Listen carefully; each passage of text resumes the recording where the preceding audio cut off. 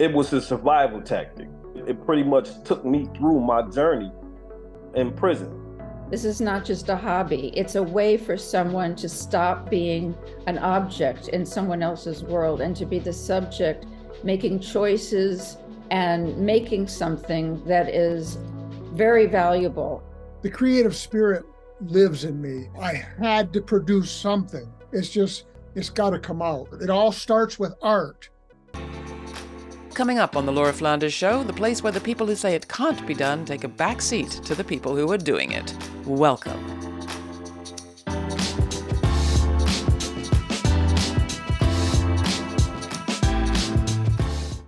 The imprisoned poet Richard Lovelace wrote about the power of the creative imagination in 1641. Quote, "Stone walls do not a prison make, nor iron bars a cage. If I have freedom in my love, and in my soul am free, angels alone that soar above enjoy such liberty."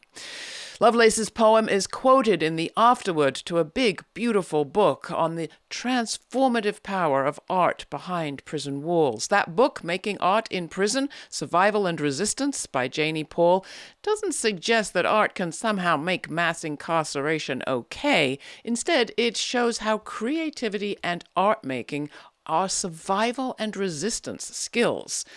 And it gathers the lessons from years spent with Janie's late husband, William Buzz Alexander, and the artists of the Prison Creative Arts Project at the University of Michigan, which he began. Paul's book shows just how much creativity we've locked away with our over-incarceration system and reveals what incarcerated artists could teach us all about why humans make art and the power it holds. Janie Paul is a landscape painter and a professor emerita at the Stamps School of Art and Design at the University of Michigan. Yusef Qualls, known as Q, is a former juvenile lifer, meaning he was imprisoned and sentenced to life at age 16. He was released just 5 months ago after spending 28 years inside. Danny Valentine is a formerly incarcerated artist who credits the Prison Creative Arts Project, or PCAP, with saving his life. The book is, again, Making Art in Prison, Survival and Resistance. It's out now from Hat and Beard Press. Welcome, everybody, to the conversation. Thank you so much for joining us. Let me start with you, Janie. I mean, this is not a social worker's book. It's not a prison employee's book. It's an artist's book. It's a landscape painter's book. What's your goal here? What's your project with this beautiful volume? I wanted to bring the artist's work really into the world and be taken seriously as part of the art world. That was one goal. The other is, in the effort to end mass incarceration and dismantle the carceral state, I believe it's really important for people to see the humanity of people who are living in prison, to see their full talent, and to see the potential that they have and all of their gifts. And I wanted also to go beyond what people say a lot, like, oh, it must be a great way to pass the time, art, that is, or it's a great hobby to have when you're in prison. No, it's more than that. It's a form of resistance, and it's a way to make meaning. Now, Q, what about you? How did you come into connection with these other two characters and this project itself? I had been incarcerated for a few years, and my name was starting to go around the prisons whatever prison I was at, as somebody who did portraits. Well, in 2006, somebody saw my work and was like, hey, there's a program where you can take your artwork and submit your artwork, and they'll actually show your artwork in a gallery on the campus of the University of Michigan. So that was kind of intriguing, but at the same time, it was kind of like, nobody wants to see my work. Like, who wants to see my work? It was kind of unheard of. I had never imagined something like that. I listened to this guy tell me a few more times, and eventually I said, you know what? Why not do a piece specifically to submit to PCAP and see if they understand it? Because I have a story that I want to tell about my life and I want to tell it. And so I did. I did a piece specifically for PCAP, and I submitted it. The thing that impressed me the most was that there were other artists that came in to view the work to decide which work they would take and put in the show. I didn't have to explain the piece that I did, which I thought that I might have to. I didn't need to explain it because they understood it. And that was the first time that I had saw somebody get really emotional from a piece of art that I did. At the heart of this book is the Prison Creative Arts Project, PCAP. What is it? How does it work? What does it look like? So PCAP is an organization within the University of Michigan. It was started by Buzz in 1990 when he did the first theater workshop he ever did. He started teaching classes in which his students went into prisons to do arts workshops. I joined in that effort and started teaching classes in which my students went into prisons. It grew into 3 basic projects. One project is the workshop project, which is students, faculty, and community members going into prisons in Southeast Michigan to do workshops in theater, writing, visual arts, sometimes music. The second project is our big exhibition, which we are talking about here. And the third project is our linkage project, which is a community of artists we have worked with inside who come home and get support from us. Those are the 3 aspects of PCAP. But it was started by a man who had a vision, who took up for the underdog. There was no funding. There was nobody putting him up to it. He wasn't doing it for accolades. I mean, this guy truly was serious about this. He felt strongly that there was something here. And it saved my life, literally, as I was getting ready to jump off of the 4th gallery during mass movement when the doors opened after count time. That's when they pass out the mail also. And that's when Buzz's letter came to me, was while I was waiting to make my move. I should say we're talking about art, and galleries might be confusing, but you're talking about did you say the 3rd floor of the building, of the prison? 4th floor. I was on the fourth tier, as they call it, the gallery, which is 4 stories up, and it's all open. You can just dive off the railing. It's that simple. And what did the letter say?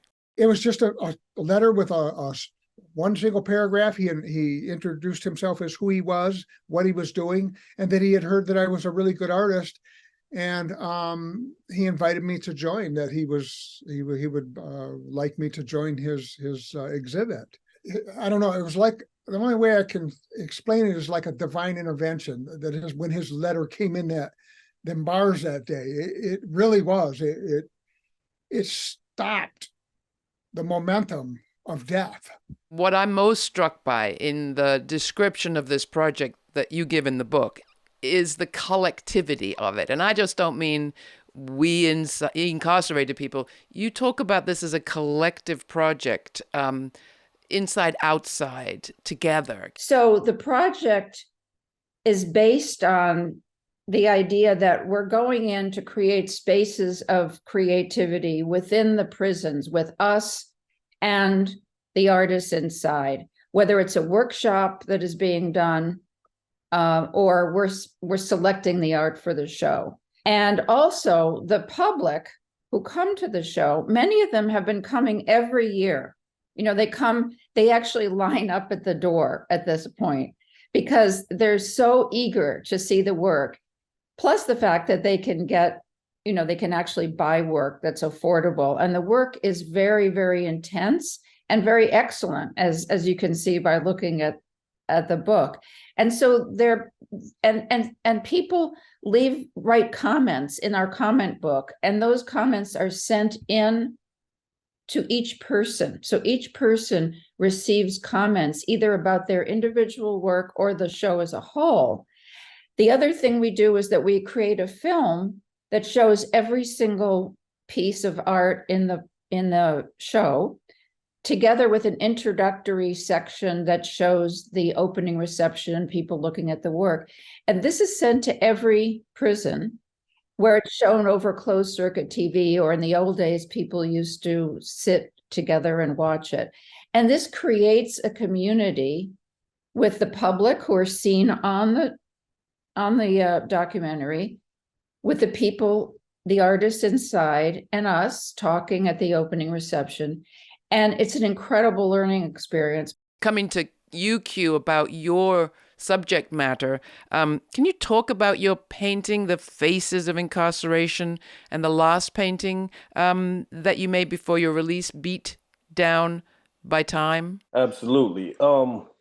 So Faces of Incarceration, one of the things that you experience being in prison is you're always faced with 12 to 1,500 men every day. You have to navigate every day differently. No matter what it is you're going through, you have to find a way to deal with it to get you through the day.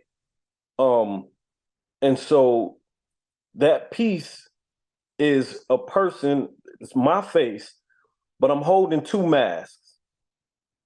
One mask is happiness, and the other mask is anger. But my face in the painting was of me crying. That blue representing sadness, the yellow representing the happiness, the light, the levity, the red representing anger. These are things like one day I might come out and for whatever reason, I need to have some type of levity to myself. No matter what it is I'm going through, I have to read the ethers and understand what's going on around me, and I have to wear that mask. It was a survival tactic, and it pretty much took me through my journey in prison, because you have to find ways to deal with all of the things that you have to deal with. And the other piece, Beat Down by Time, right now in the United States, slavery is still legal. People think, oh, no, it's not legal. Well, in prison, slavery is still legal. They make a lot of money. They say that for each individual in prison in Michigan, they spend between $33,000 and $43,000 per individual. I never saw that. I never understood where that number came from, because we're forced to wear prison blues, right? I had the same pair of prison blues for 10 years. So if the only thing that you're spending $33,000 to $43,000 on is when I take a shower daily and that one trip to healthcare, we have a problem. I had to work. I didn't have a choice. It was either work or be punished. You don't have an option. I was only paid 17 cents an hour. So for 28 years, this is what I experienced. It is recognized as slavery. People don't talk about that, but read the law. The law says this is the only time that slavery is legal. Which takes me to the question of the materials and the conditions, and how is this work actually done physically? And that's a question for you, Danny. The piece I see of yours in the book is this extraordinary sculpture, the Mermaid. How did you make that, and under what conditions? I was in the hole, segregation, punitive segregation. You don't have anything in there. You don't have any of your personal property or anything. And so I would gather up unused bars of soap from the shower to soak in water and turn into like a clay-like substance. I made paper mache by chewing toilet paper with my mouth. Anything I could use to create mass, bulk, size, shape.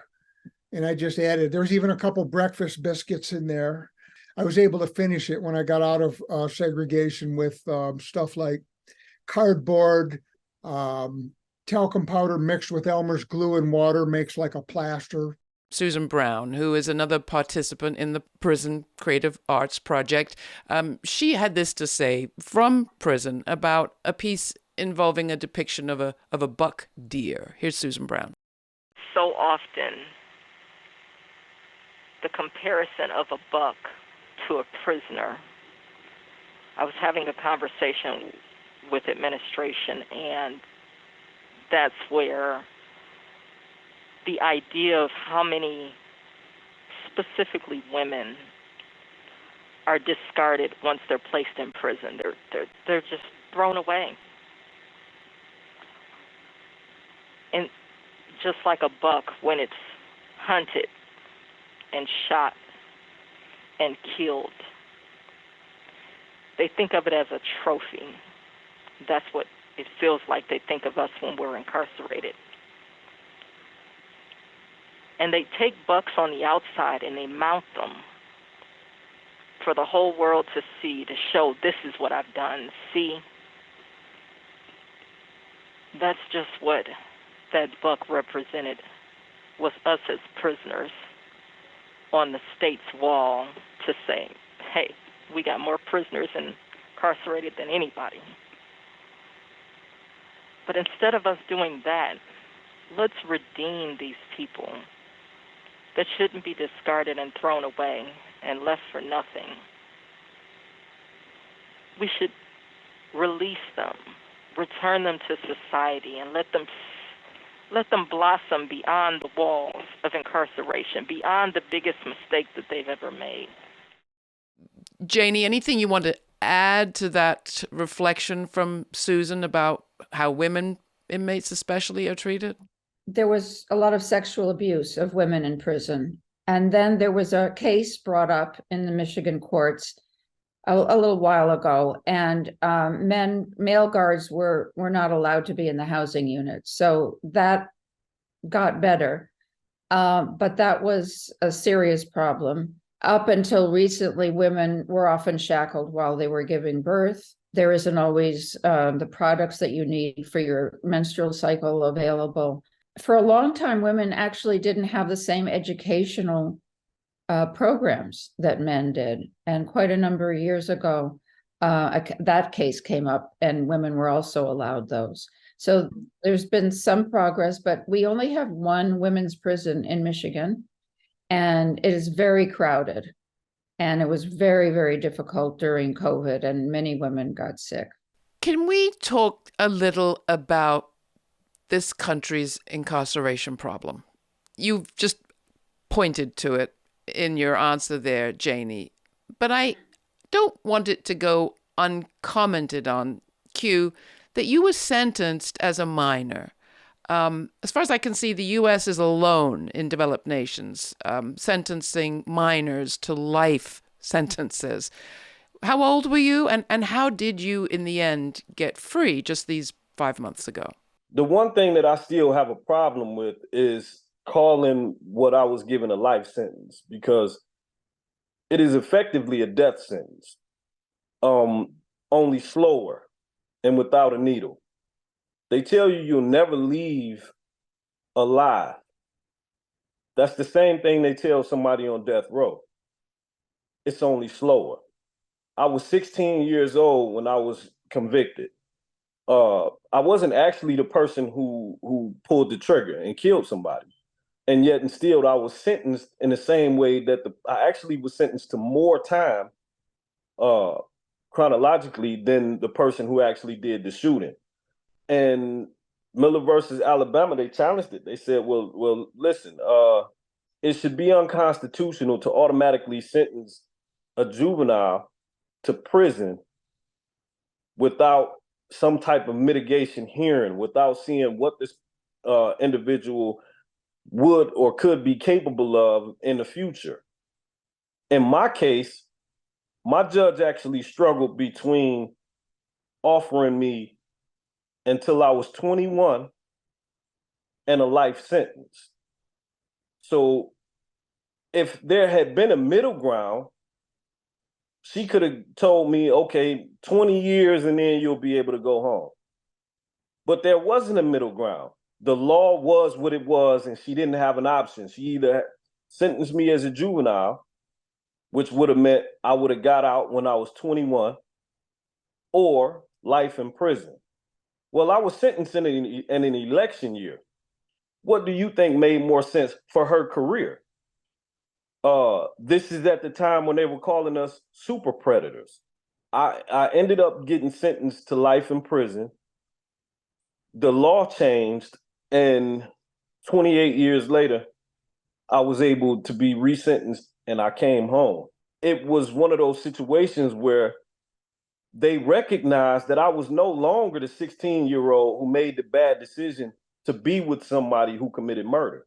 I had grown into a man. I had become responsible and accountable for my own actions.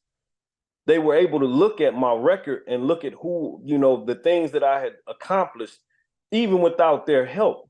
What I was alluding to in the introduction is that this book is not, and the work of PCAP, as I understand it, is not about making incarceration kinder, gentler, more enjoyable. It's about something else.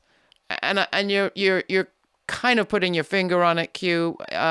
Janie, would you just like to see more arts programs in prisons? Would that be a good outcome? Over the last few decades, there have been a growing number of people, organizations who are really concerned about mass incarceration and who know that arts programming is very significant for people in prison. But there's never enough money. We need more resources. When we started this, 28 years ago, nobody was even talking about incarceration on television. I mean, in the public, we felt like outliers. And at least now it is in the public dialogue. I also feel that we have to talk about art in schools. I mean, if we had a society in which art making, art appreciation was an integral part of all education and not just private elite schools, our whole society would be in much better shape. I mean, art is a basic human need. It's a basic human right. It's relegated, as I said before, to something that's just considered a hobby or a pastime, when it's actually a way of becoming more fully human. Danny, was it just a pastime for you? The creative spirit lives in me, and that's why you got the Mermaid in the hole. I had to produce something. It's got to come out. Everything that we see in this world is all a product of the creative mind. It's all art. It all starts with art. Art was cathartic for me. Inside, you didn't have the ability to go and get therapy because you're going through the fact that I lost my mother, I lost my sister, I lost my brother, I lost uncles and aunts and cousins and my son's mother, girlfriends, best friends. I've lost these people. And I still had to deal with that. Now, out here, you can go to therapy. You can deal with depression and anxiety. Inside, you don't have that. Art was my way of going inside myself and talking about these things non-verbally. People in prison are treated as objects. They are given a number. They're moved around. They suddenly move from one cage to another, from one prison to another. In the art process, the artist becomes the subject and their art piece becomes a cherished object. And in that process of making art, I also want to say that it's an intimate process. Even though the piece you're making is inanimate, you're having a relationship with it. You're having an intimate back and forth. And so in a place where you're not supposed to have intimacy and relationships, you're having this back and forth with your piece of work.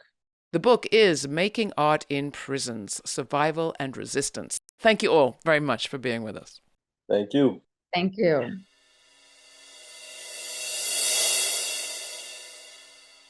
Richard Lovelace, the poet I quoted at the beginning of today's program, was imprisoned, it turns out, because in an anti-royalist era he was a supporter of the king. Nor was Richard Lovelace related to Ada Lovelace, the woman whose mathematical insights brought us the know-how on which today's computer technology is based. The two Lovelaces aren't related, and you can find out why if you look it up, because we can look lots of things up. But can we actually imagine ourselves into the realities realities that elude us, that are beyond our own? Can we do that work of creative imagining that enables us to be curious and kind in the way that I talk about at the end of every show? Well, because of the failings of our media and the failings of our facts, over 100 poets recently collectively imagined themselves into the Israel-Hamas conflict and produced a poem based on their contributed lines. If you want to see this canto, as they're calling it, for ceasefire, we'll put a link at our website. It begins, "We all long to write the poem that will stop this death." We'll put a link to the full poem at our website, and if you want the entire conversation behind today's program, you can find that through a subscription to our free podcast. In the meantime, stay kind, stay curious. For the Laura Flanders Show, I'm Laura. Thanks for joining me. For more on this episode and other forward-thinking content, subscribe to our free newsletter for updates, my commentaries, and our full uncut conversations. We also have a podcast. It's all at lauraflanders.org.